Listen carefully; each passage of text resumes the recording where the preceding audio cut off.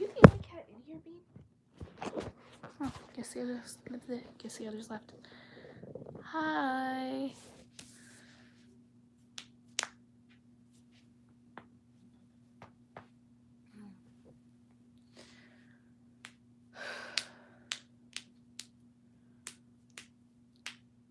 Bean.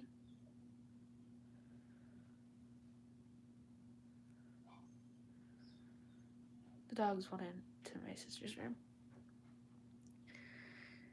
How am I feeling? I'm pretty good. I'm still sick, but I'm not as sick. Still have a cough. But that's okay. As long as I can talk, we're good. Bean.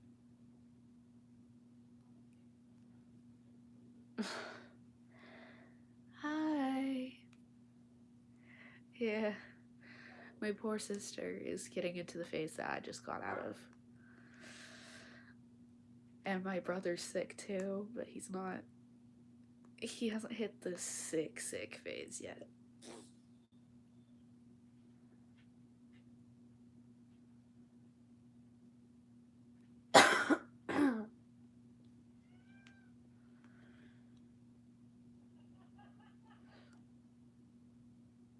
The cats are at the door. Oh my god. I'm coming. Come on. Not you. You are not a cat. You're a dog. Moo moo. Nacho, go. Lowerson, come here, baby. Nacho, let me not moo moo. Come here. Oh, I got you. Nacho, stop, dude. Okay, can you... Yes, I know my hair is damp, but that does not mean that you get to eat it. Oh my god. Sorry. I had to save the drama queen. And she's still being a drama queen.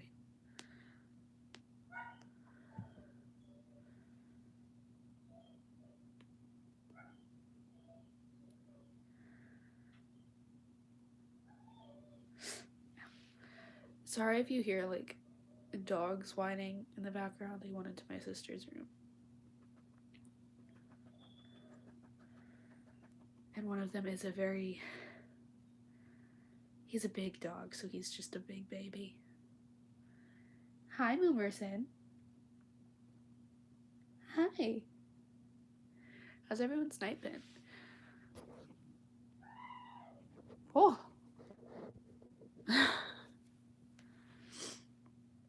Come here, Moo. Are you just gonna sit there and stare at me all night, or are you gonna come up here?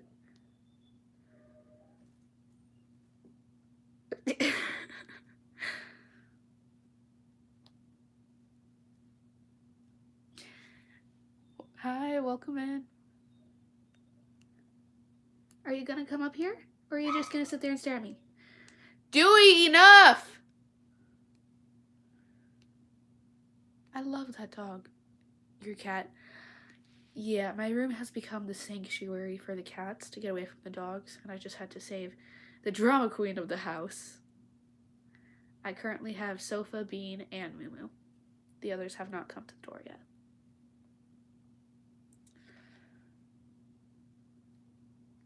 You better be nice. That's what I thought.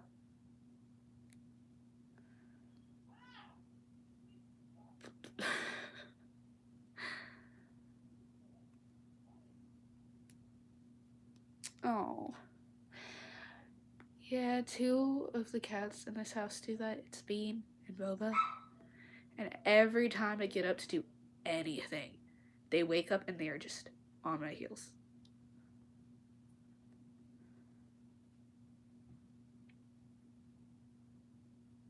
What are you doing, Moo Moo? What are you doing? There's nothing to sniff. What are you sniffing? There's nothing to sniff.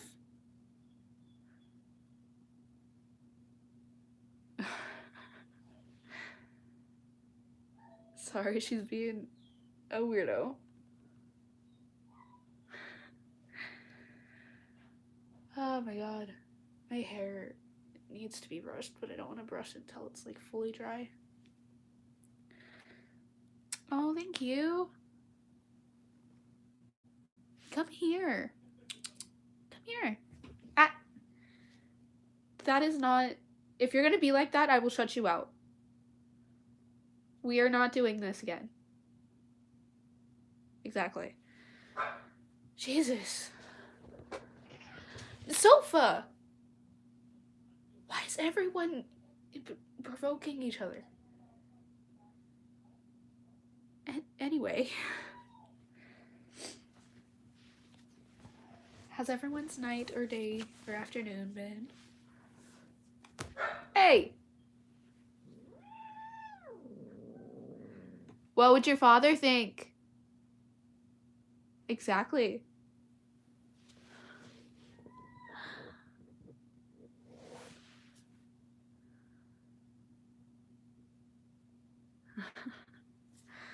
That always seems to like make her listen, because she is a daddy's girl. And now she's pouting. Hang on, someone text me. Okay.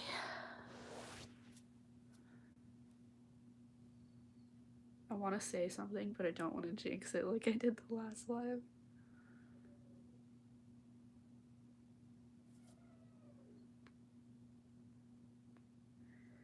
Again, sorry if you hear the dogs in the background.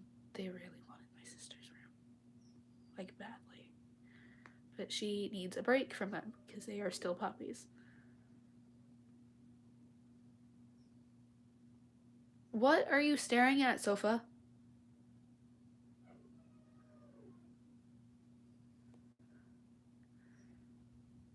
You're so pretty. Oh, thank you. Hi, welcome in.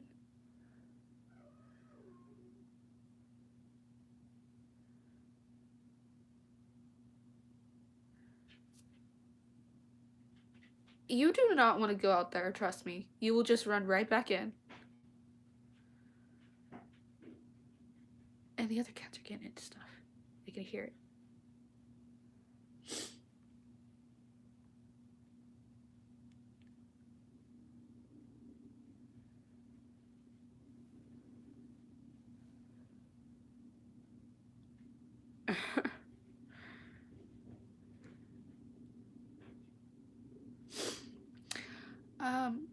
Right now there's 3 cats in the room. Normally all the cats are in my room. And there's Bean, Sofa, Boba, Minnie, Moo Moo, Bruce, and then another cat that I cannot say the name of on here because she's named after something that I cannot say on any platform. And then there's 2 dogs.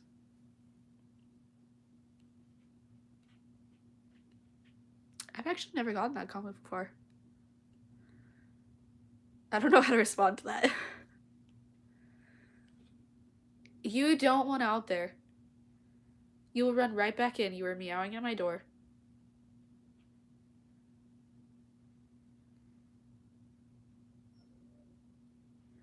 Alright, fine. If you think you want out there so badly, go on. Yeah, that's what I thought. You're not even going past the fucking doorway. Nacho, go away.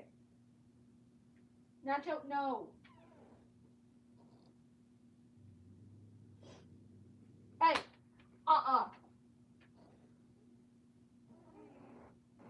Brucey, baby, come here. Your name is not Bruce.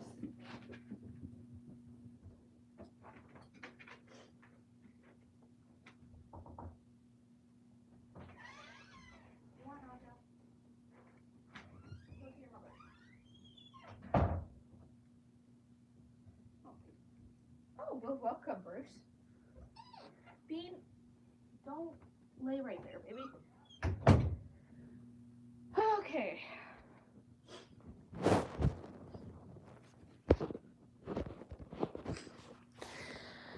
I am back. We've fallen. Yeah, sorry. I forgot to pick you guys back up. We have Bruce in the room now, and I think we can get started. Oh, I have my bookmark. That's a random comment, but I couldn't find it the last stream. 1 second. Water break.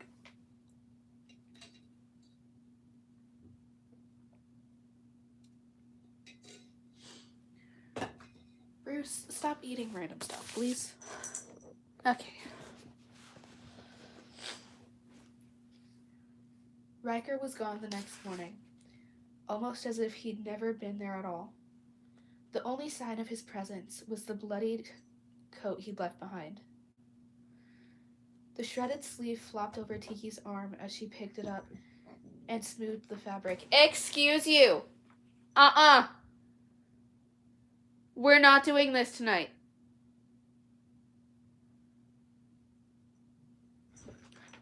Oh, hell no. No. This is why you're not allowed in here anymore. Come on, mister. Please leave it. No. Bean!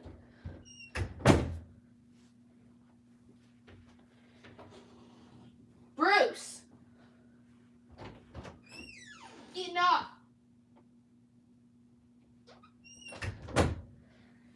Come here, Beanstis. Beantis Meanstis. Here you go, baby. Okay. What are you reading? It's called Fairy Ring, written by Kiki Hamilton. It's been a series on my story for a while now.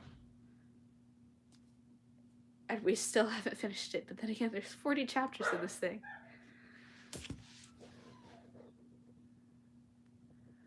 Oh, that's okay. Yes, I did. Half of them are actually my characters. Others are just how I was feeling, and there is one literally right behind me, like on the wall right behind me, that is from one of my favorite movies. And the cat turned into a gazelle again, apparently. Anyway, back to the story.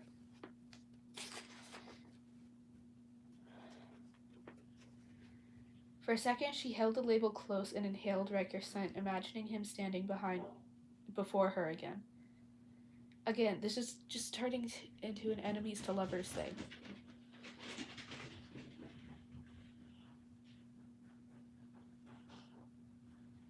Sorry. I hear Dewey. After folding the garment neatly, she stacked it in a pile with the blankets. She could wash the jacket, and Fiona could stitch the sleeve and the coat.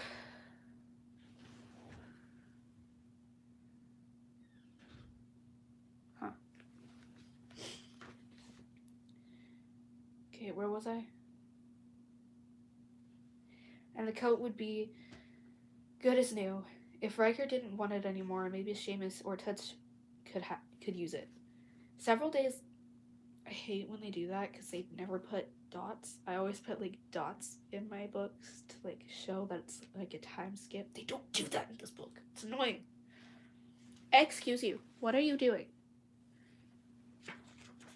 Several days later, Tiki walked over to Mr. Potts' bookstore. The Royals are back, Mr. Potts said as she walked in the door. She looked up in surprise. I thought you said they'd be gone for a couple weeks. Mr. Potts reached out and smoothed the stack of newspapers. Bad storm up in Scotland. He coughed as he shuffled down. As he shuffled down the row of papers, straightening the already straight piles. Guess they were afraid the river gonna flood, or what the fuck? Sometimes I don't like his accent because it's confusing to follow his, like, sentences.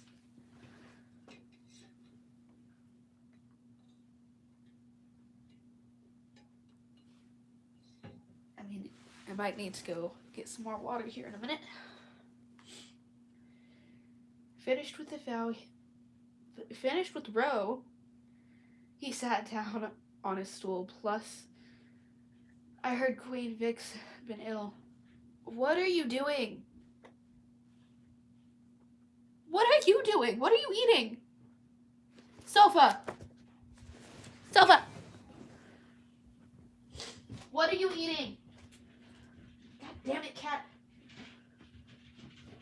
What are you doing in there? No, come here. Get out of there.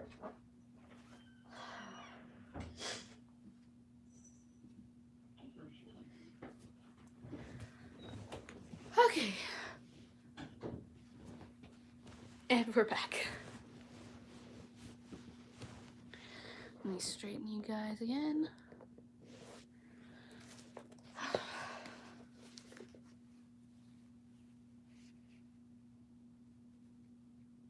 How do you know all that? Is it in the Daily? Tiki asked, scooting over to scan the headlines. Dickie's brother-in-law works up in Buckingham, and I learned a bit from him. Oh. Tiki said, trying to hide the elation. What? At the news that the royals had returned. I brought your book back. She smiled brightly, holding up the thin tome for him to see. What are you doing now, Sofa? Oh my god, these cats. Eh? Which one? Emma by Jane Austen. Is that an actual book?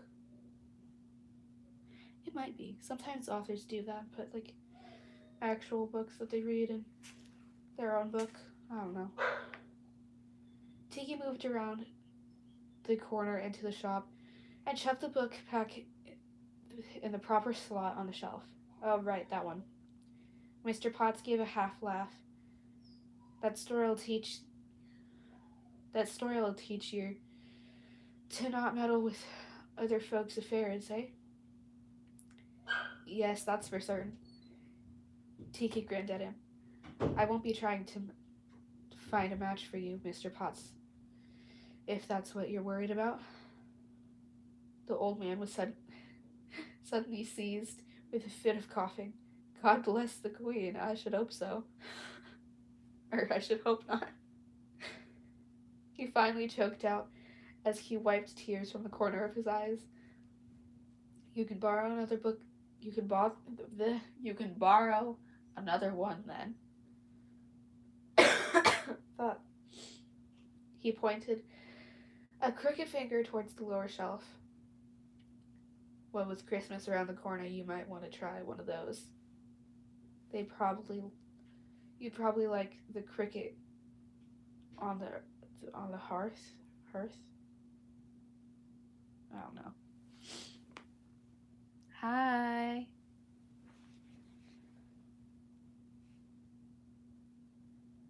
Oh, my father read that one to me a few years ago.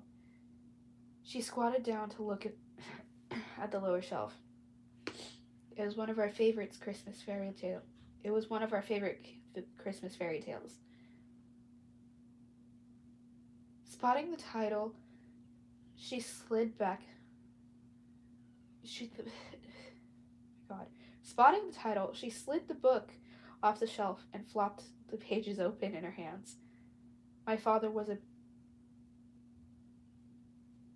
Is that supposed... What? Barrister? I don't know if that's not how you spell barista.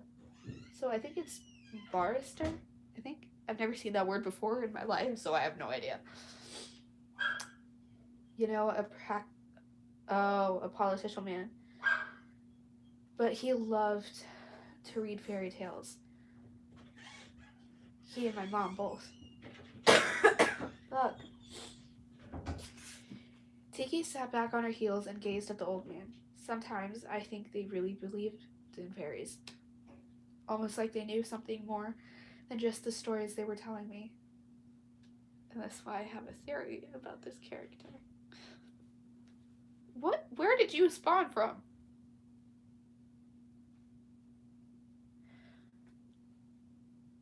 Off topic, but does any other cat owner in the chat experience this? Cats just, I call it invisibility cloak, because they literally just disappear. You can't find them anywhere, but they're still in the house because they just poof out of nowhere. It's annoying. And I don't know how they do it.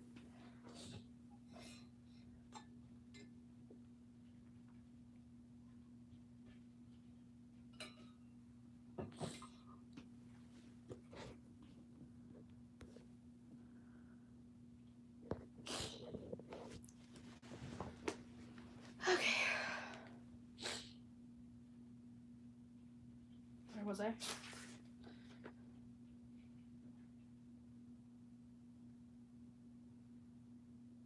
Mr. Potts raised a shaking hand and smoothed a few hairs that were left on his bald plate. There's an awful lot of fairy tales out there. It's hard to believe they're all spun out of. It's hard to believe they're all spun out of whole cloth. He shuffled away as if he didn't want to continue the conversation. What are you doing? Bean! Stop trying to climb the god fucking wall.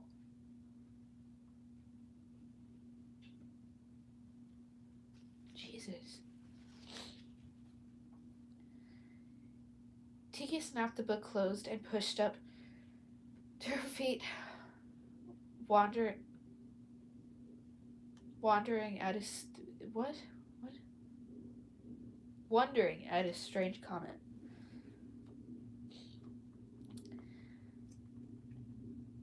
I'll take this one, she said, sliding the book inside her jacket. She smiled at the old man. The cricket should bring back good memories. Thanks, Mr. Potts. Okay, who the fuck just texts me? Again, they only text me when I'm busy.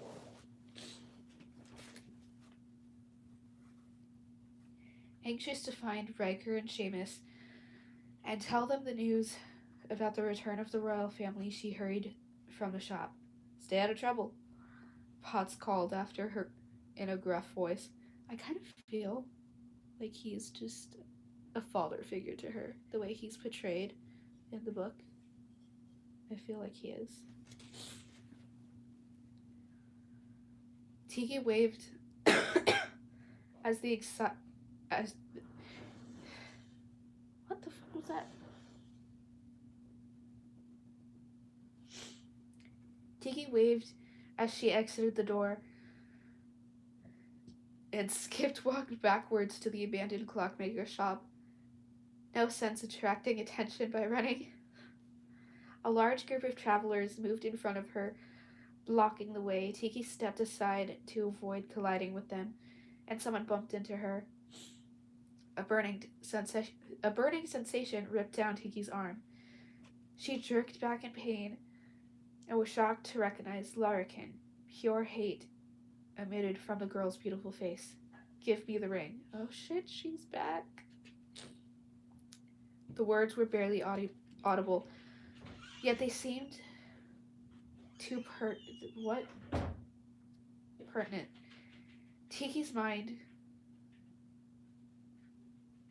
as clearly as if they'd been shouted at her. Then the group swept by, and Tiki was left staring in disbelief at the back of the blonde girl's head of ringlets. What in the bloody hell? Tiki whispered, pushing up the ripped sleeve of her jacket to look at her arm. Several long scratches had left a trail of red, raised skin. The sharp angle of the marks immediately reminded her of the jagged wound she tended to on Riker's arm. Hang on.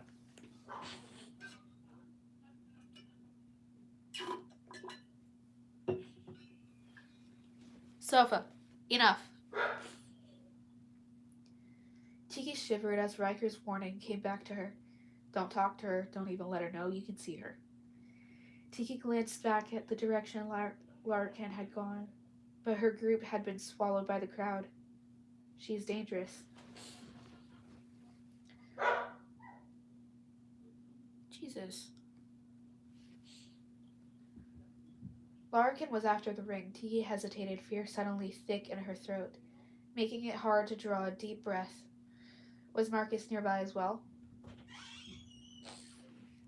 She scanned the crowd, but it was the black-haired fairy. Wait, what? I skipped a line. She scanned the crowd, but if the black-haired fairy was watching her, he was hidden well. Tiki pulled her sleeve down over her stinging arm. An uneasy dread stirred in the pit of her stomach like a cauldron of bubbling stew. Excuse you!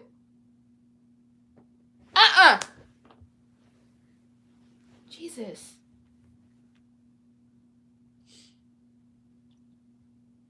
Where the fuck was I?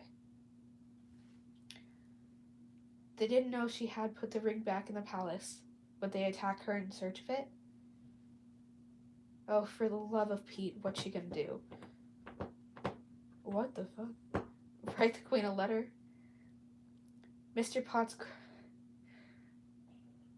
crackled at his own joke when Tiki asked to borrow his pen and ink. Okay, who's texting me now? Dude. Jesus Christ.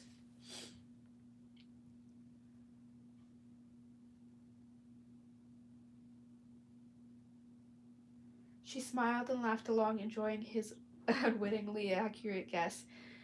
In a perverse way, he squinted and peered close at her. Do you know how to write? Hey! Enough! What the fuck? The cats are going insane right now. Hi, welcome in.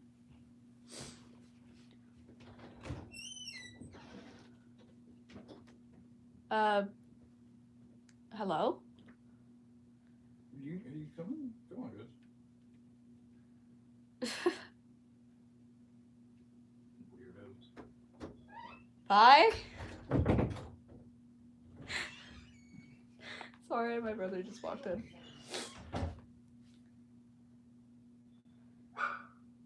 After assuring him that she did indeed know how to write, to form her letters, Tiki took a long, fine-pointed pen with a silver tip and a black inkwell and went to the corner in the back of the shop. I can't English. After setting her tools carefully on the hardwood floor, she knelt and pulled out several blank pages she had torn from the back of the Grimm Brothers. Oh God, of a Grimm Brothers fairy tale book.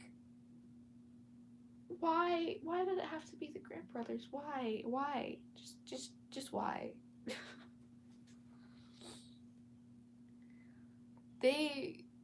A lot of Disney movies are inspired by them, but their stories are horrendously dark and very twisted.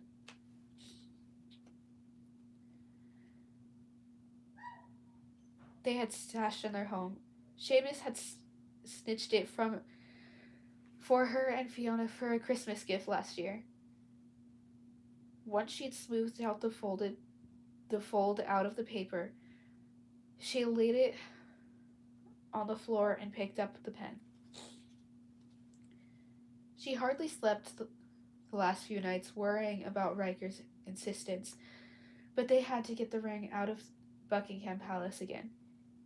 Even though she hadn't seen him for a few days, she was sure he would soon be back around, pestering her about the ring again. Now Larkin was threatening her, attacking her really. The only logical thing to do was to claim the reward for the ring, return the thing to the royals, putting the truth safely back in their hands. The sooner, the better. Then she and Clara and the others could move out of Charing Cross to a place where the fairies could never find them again.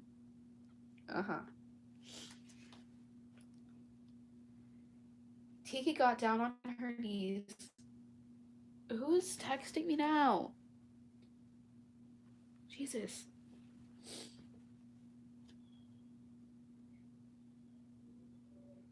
Tiki got down on her knees and leaned over the page. Now what to say? Dear Cyrus? Dear Madam? Dear Queen? Dear Victoria? Queen Victoria?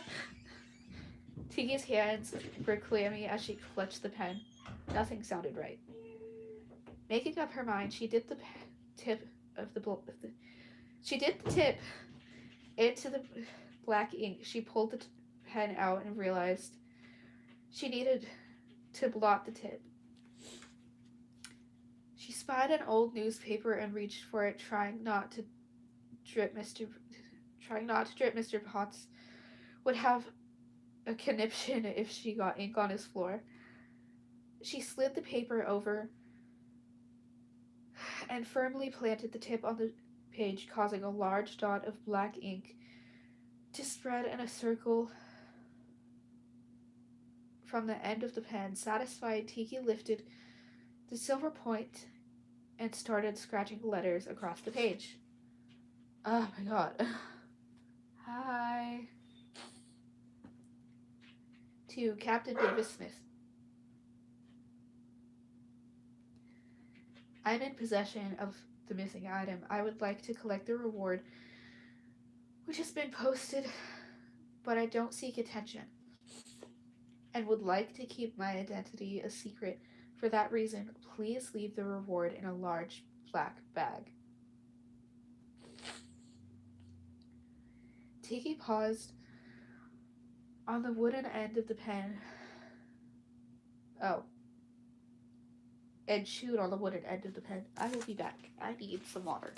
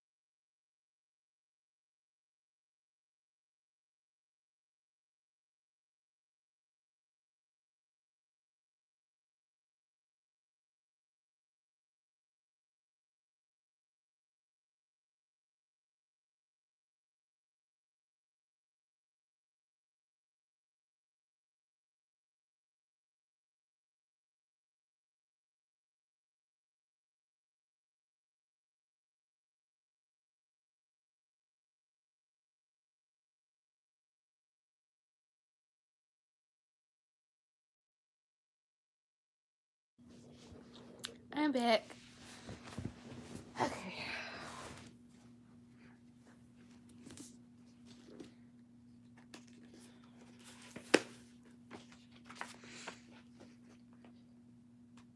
Okay, where was I?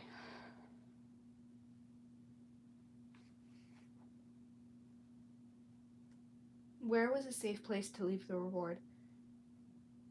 She knew from watching the hordes of people constantly moving through the railway station that everybody carried black bags. That would be easiest to hide and move the reward. But where to leave it so the police wouldn't catch her picking it up? An idea struck her, and she leaned forward to finish the note. Satisfied, Tiki blew gently on the page to dry the ink. She could hear Potts' slow footsteps shuffling her way. All done? She said, brightly, jumping up with the pen and inkwell in her hand. Where do you want me to put these? We'll put them back here on the front desk. Potts stopped and peered down the hallway at her. Got your letter written then? Yes, thanks. Tiki smiled at the old man as she hurried by him to put the pen and ink on the desk. When she turned back, she was horrified to see him bending down to read her letter. Oh no! Which lay drying on the floor. Ah. Tiki ran down the narrow passageway and turned sideways to scoot past Mr. Potts, bumping him with her sore arm as she did. Excuse me, she squeaked as she swept the page from the floor.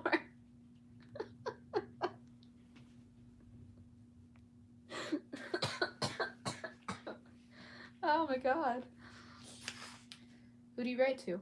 His eyes followed the page into Tiki's hand. Oh, just a note to my aunt who lives up in Liverpool.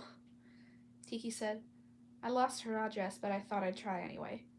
What aunt in Liverpool? Another voice asked. Startled, Tiki turned. The dark shadow near the door. What are you doing here? Tiki slid the paper inside her jacket and prayed the ink was dry and wouldn't smudge. Looking for you? Reker backed up. Oh my god, there's something in my eye and it's annoying me. So Mr. Potts and Tiki could move into the main part of the little shop. Looking for a book, you say? Mr. Potts eyed Reker up and down with a frown. Oh, fuck. Or you want a daily today? Oh my god. I cannot talk today.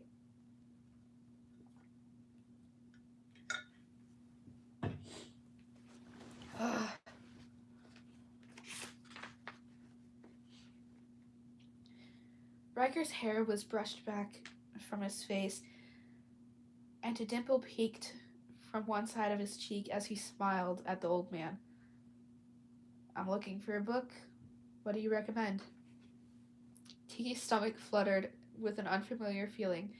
It surprised her that Reker could be so charming at times.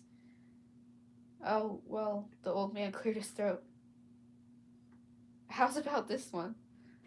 I don't know what accent he has yet, but it's interesting. He pulled a copy of Oliver Twist from the shelf. I've never actually read Oliver Twist, but I've heard it's good.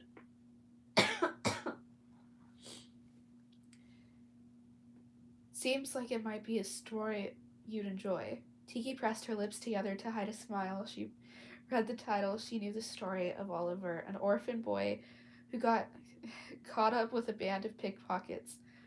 Her eyes darted to Riker's face to watch his reaction. Did he have any idea of Mr. Potts' insult? Reker reached for the book and eyed the title. Yes, this looks good.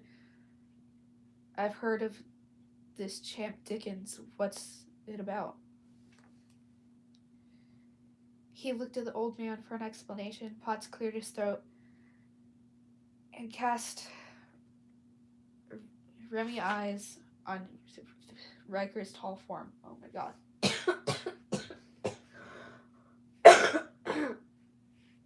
Ow. About a boy who grew up in London.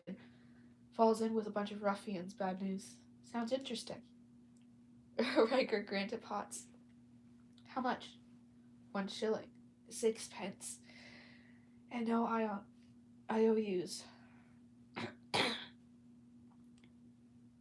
Potts mumbled.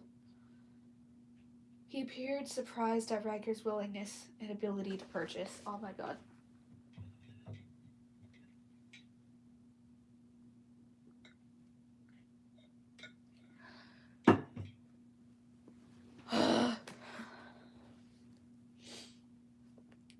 Reker reached into his pocket and Tiki could hear a jingle of coins as he pulled out a handful. He picked out a silver shilling and 6 copper pennies and handed them over to Potts. Maybe I can get Tiki to read it to me. She's a reader, that girl. Potts said over his shoulder. As he shuffled to the corner to lock his money away, Riker smiled over at Tiki. Yes, she does know the story of all. Yeah, but does she know the story of Oliver Twist? His eyes twinkled, and Tiki had the sudden suspicion that Riker had already read the book he had just purchased. Oh my god. It has a happy ending, you know, he whispered, too low for Potts to hear. But, hang on.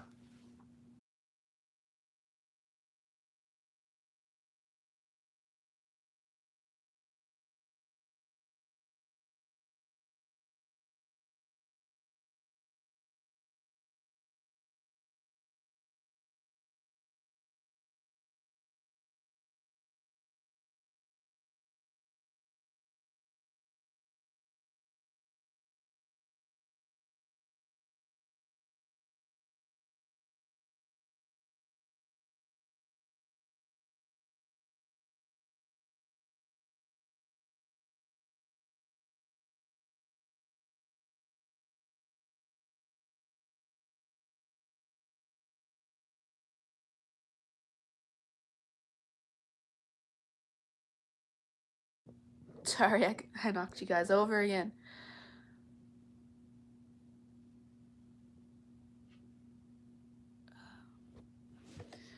Sorry, one of my friends just texted me.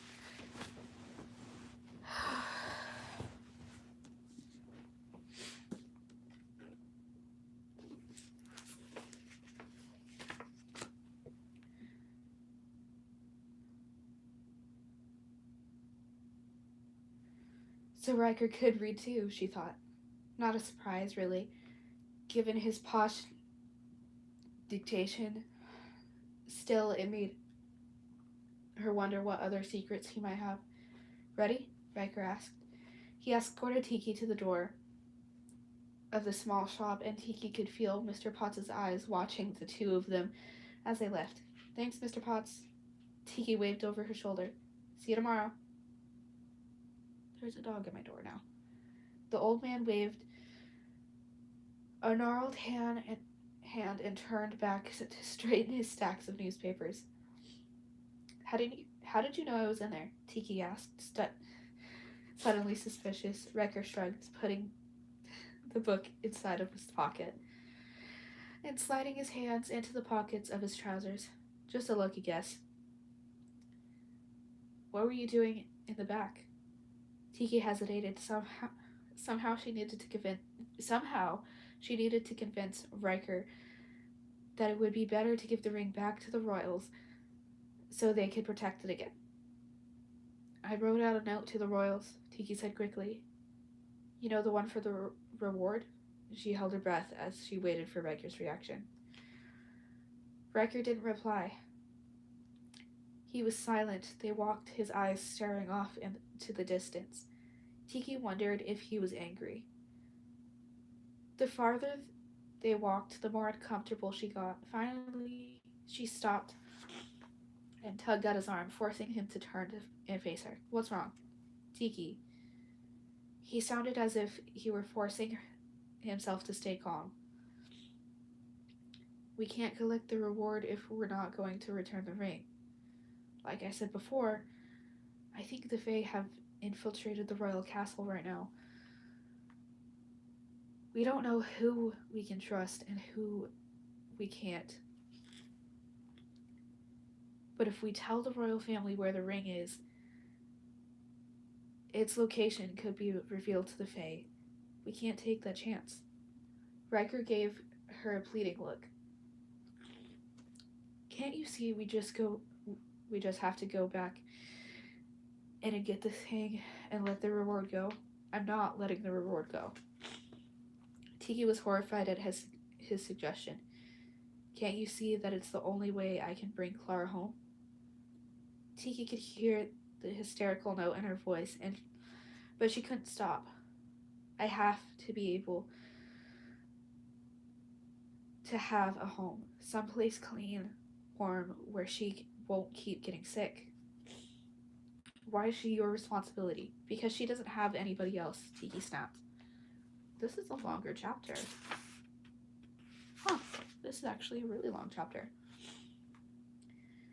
She was lying in a pile of trash on the street when I found her. She was almost dead. She would have died if I hadn't fed her and cared for her. Tiki gritted her teeth to fight back the tears that suddenly pressed against her eyes. What if Seamus and Fiona had said the same thing about me when I was forced to run away? Even though I didn't know how to survive on my own, I couldn't stay with my uncle one day longer. He would drink. I'm skipping that because, yeah, I'm skipping that part, but it's not good. He stopped abruptly. She didn't want to think about him. Her voice got louder. If Fiona hadn't shown me how to pickpocket, I probably would have starved to death that first month, or been forced into to being a beggar or a prostitute to feed myself. Tiki, calm down. Oh shit. I did not mean to say that on here. I can't say. God damn it. I can't say that on here. Whatever. I can't cut it out now. He took a deep breath and lowered her voice. She took a deep breath and lowered her voice, but the urgency but the urgent but the urgency remained. Even then, I barely survived. If they hadn't let me live with them in Charing Cross, I might be the one lying in the pile of garbage today, half dead. Her anger fueled her nerve. Look around you, Reker. Can't you see all the children who need help? She flung out an arm.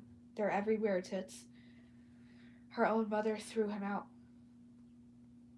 when he was only 9 years old because she couldn't afford to feed him anymore. She had too many other children to care for. If their parents can't or won't do it, then who cares for the street children? Some days, somebody's got to care. Ow. Fucking hell. And what? I don't know how to say that word. I actually do not. I have never seen it before. So I'm just gonna say surprised at his lack of understanding. Tiki jerked around and started to walk away, but Riker's hand shot out lightning fast and grabbed her arm to stop her. Tiki, wait. As his fingers pressed against the cut on her arm, Tiki gasped with pain. What's wrong? Tiki looked down at her sleeve as if he already knew what he'd find. His grip tightened around her wrist, below the cuts. Fuck. And his eyes locked on hers with a knowing look. Tiki wanted to pull away, but doubted she could with Reker holding her wrist so tight. You're making a scene, she said through clenched teeth. Ow. Oh my god. She looked around self-consciously and tugged on his arm to try and get him moving again. He didn't budge. Where was she? Reker asked. Here in Charing Cross, Tiki finally admitted. I was walking from Mr. Potter's shop. Tiki shrugged as if the encounter had been nothing, even though her stomach was grinding uncomfortably. Oh my god.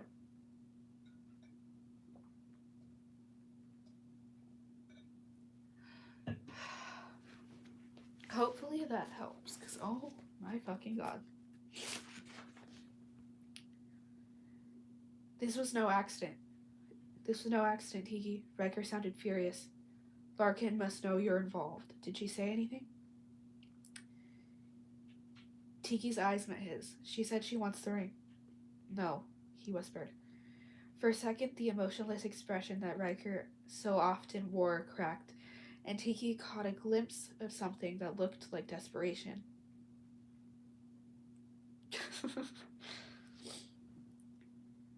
That's the other reason why I think we need to send the ransom note to the royals, Tiki said hurriedly.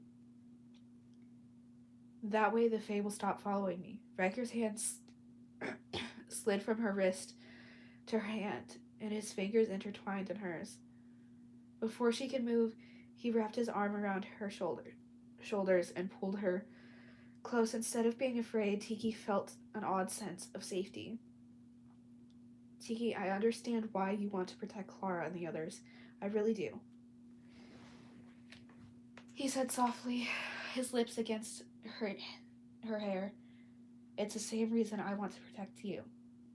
Oh? Is he finally admitting something?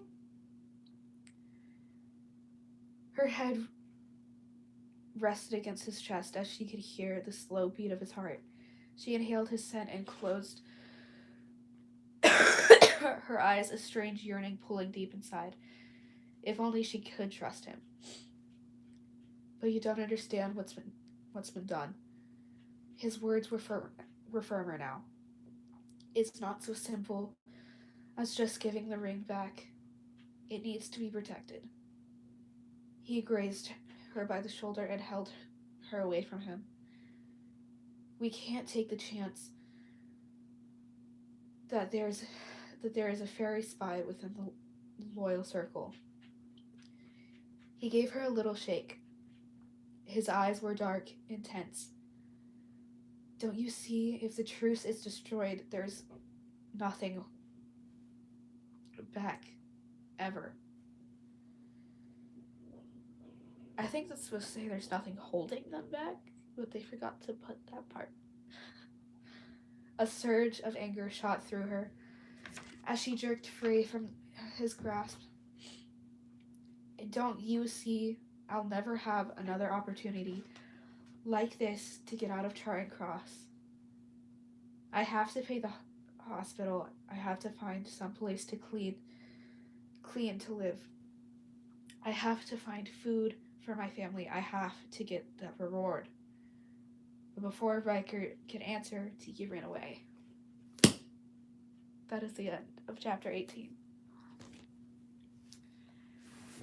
I really hope you enjoyed it. I did. There were some parts that I was concerned about.